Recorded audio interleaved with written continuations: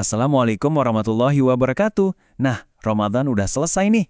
Pernah ngerasain nggak sih setelah sebulan penuh semangat ibadah, tiba-tiba kok rasanya ada yang kosong ya? Kayak hampa gitu.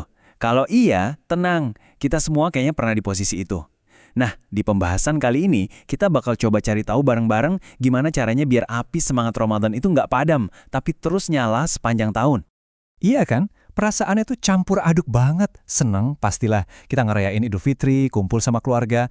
Tapi di sisi lain ada rasa was-was gitu loh. Aduh, ini semangat ibadah yang udah dibangun susah payah sebulan ini bakal luntur nggak ya? Koneksi spiritualnya bakal hilang nggak ya? Nah, kalau kamu ngerasain ini, kamu nggak sendirian kok. Ini wajar banget. Tapi, coba kita ubah cara pandangnya. Gimana kalau kita nggak ngelihat selesainya Ramadan ini sebagai garis finish, tapi justru sebagai garis start yang baru? Idul Fitri itu kan artinya kembali ke fitrah, kembali suci.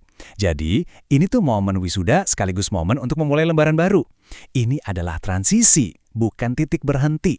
Dan kerennya, Al-Quran itu seakan-akan udah ngasih kita petunjuknya loh. Coba kita lihat ayat ini dari surat Al-Baqarah. Setelah kita diperintahkan menyempurnakan puasa, apa perintah selanjutnya? Mengagungkan Allah dan bersyukur. Wah, ini menarik banget. Ini nunjukin kalau ibadah kita tuh nggak berhenti di hari terakhir Ramadan.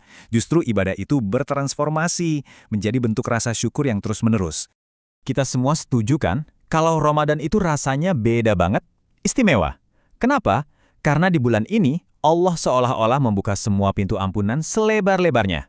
Coba bayangin, mulai dari puasa kita yang tulus, sholat malam, ngejar kemuliaan Lailatul Qadar, sampai hal yang kelihatannya sederhana kayak ngasih takjil buat orang buka puasa, semuanya jadi jalan buat diampuni. Nah, inilah yang bikin atmosfer spiritualnya tuh kuat banget dan bisa mengubah diri kita. Nah, tapi ini dia nih pertanyaan jutaan dolarnya. Gimana caranya kita bawa energi positif ini ke 11 bulan berikutnya? Gimana caranya biar perubahan yang kita rasain di bulan Ramadan ini gak cuma kayak uap, yang hilang gitu aja? Inilah tantangan kita yang sesungguhnya. Dan ternyata para ulama udah ngasih kita kuncinya. Sebuah nasihat yang dalam banget maknanya. Kun robbanian walatakun ramadhanian.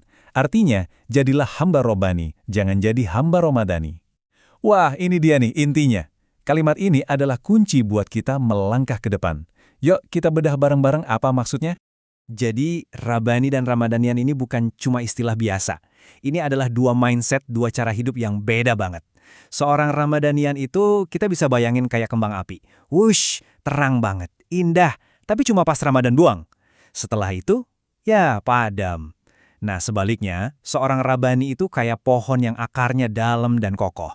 Ibadahnya, imannya, itu jadi pondasi hidupnya, bukan cuma sekedar event tahunan. Lalu apa sih sebenarnya Rabbani itu? Menjadi Rabbani artinya menjadi hamba Allah yang selalu berusaha terkoneksi dengannya. Kapanpun, dimanapun, dalam kondisi apapun. Fokusnya itu bukan pada ibadah yang sempurna, tapi musiman, bukan. Tapi pada hubungan yang stabil, yang dijaga dan terus bertumbuh dengan Allah. Dan ternyata konsep Rabbani ini bukan karangan para ulama loh. Akarnya langsung dari Al-Quran, di surat Ali Imran ayat 79. Ayat ini ngasih kita bocoran, kalau jadi Rabbani itu lahir dari interaksi kita yang nggak pernah putus sama Al-Quran, belajar terus ngajarin. Jadi, ini bukan soal momen sesaat, tapi soal sebuah proses panjang. Proses inilah yang membangun kedewasaan spiritual kita. Oke, sekarang pertanyaannya, gimana caranya pindah kuadran dari yang nantinya Ramadhanian jadi seorang Rabbani?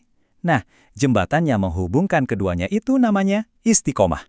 Istiqomah. Mungkin udah sering denger ya kata ini. Intinya simpel, konsisten, teguh di jalan yang lurus. Inilah kunci praktisnya. Pelajaran dari sekolah Ramadan kemarin itu biar awet seumur hidup ya, harus dijaga dengan istiqomah, biar apinya nggak padam. Dan Nabi Muhammad SAW juga udah ngasih kita resepnya yang luar biasa. Dalam sebuah hadis, beliau bilang kalau amalan yang paling Allah cintai itu yang paling konsisten, walaupun sedikit. Wah, ini melegakan banget ya. Jadi Allah tuh nggak nuntut kita buat jadi super setiap hari. Justru yang kecil tapi rutin, itulah yang istimewa. Ini bikin jalan Rabbani jadi terasa lebih mungkin buat kita jalani kan? Bahkan, perintah untuk istiqomah ini bukan cuma nasihat biasa loh. Ini perintah langsung dari Allah di Al-Quran, di surat Hud. Jadi ini bukan sekedar proyek Ramadan atau proyek Syawal, bukan. Istiqomah ini adalah proyek seumur hidup. Nah, dengan pemahaman ini, coba deh kita maknai Idul Fitri dengan cara yang baru. Kemenangan yang kita rayakan itu bukan cuma karena kita berhasil puasa sebulan, bukan. Kemenangan sejati itu adalah saat kita memulai sebuah komitmen baru. Komitmen untuk istiqomah. Untuk memulai babak baru dalam hidup kita, yang jauh lebih dekat sama Allah. Terus, apa sih ujung dari semua ini? Apa hadiah terbesarnya kalau kita berhasil jadi Rabbani lewat jalan istiqomah? Jawabannya adalah sesuatu yang paling berharga yang bisa dimiliki manusia. Qalbun salim. Hati yang selamat. Hati yang bersih, yang sehat dari penyakit-penyakit spiritual, dan sepenuhnya pasrah sama Allah. Inilah sahabat sekalian, puncak pencapaian tertinggi seorang hamba. Jadi, kalau mau kita rangkum pakai sebuah perumpamaan yang indah, begini. Anggap aja Ramadan itu adalah sekolah atau kawah cendera di muka, tempat kita digembleng. Nah, hidup sebagai seorang Rabbani, yang istiqomah, itu adalah bukti kelulusan kita dari sekolah itu. Dan pialanya, prestasi tertingginya, adalah saat kita dianugerahi Qalbun Salim oleh Allah. Jadi, sekarang saat kita melangkah meninggalkan Ramadan, pertanyaannya kembali ke diri kita masing-masing. Mau kita jadikan Ramadan kemarin itu sekedar kenangan manis yang kita ceritakan tahun depan? Atau mau kita jadikan ini sebagai batu loncatan, sebagai titik awal dari sebuah kehidupan baru yang lebih bermakna dan lebih konsisten? Jawabannya ada di hati kita. Pilihan ada di tangan kita. Wassalamualaikum warahmatullahi wabarakatuh.